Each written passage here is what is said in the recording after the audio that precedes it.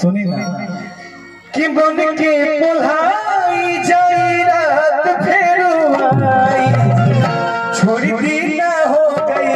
बिहाने राजा छोड़ी दी ना हो गई बिहाने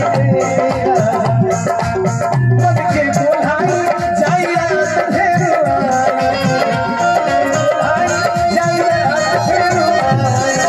छोड़ी दी ना हो गई बिहाने छोड़ी दी ना हो गई बिहाने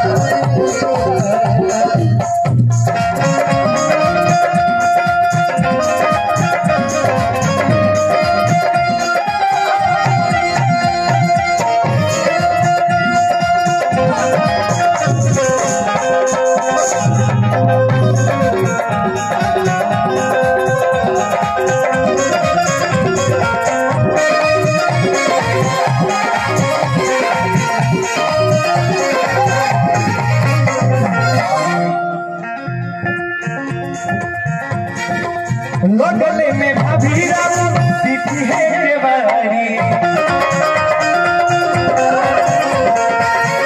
गले में भाभी राम दीदी है केवारी आधा घंटा लगी सदी आई बरसन सारी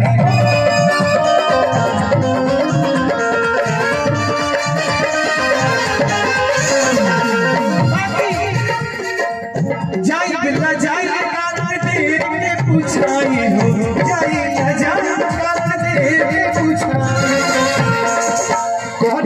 नदिया परेशान नदिया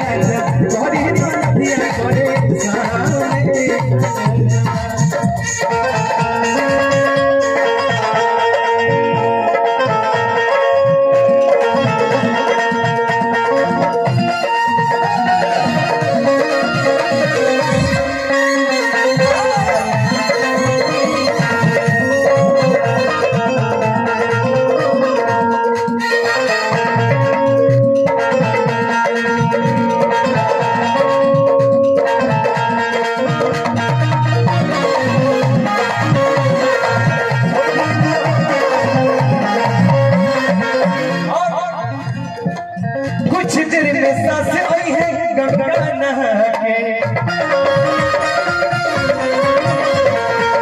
कुछ देर में सांस आई है गंगा नहा के देखी है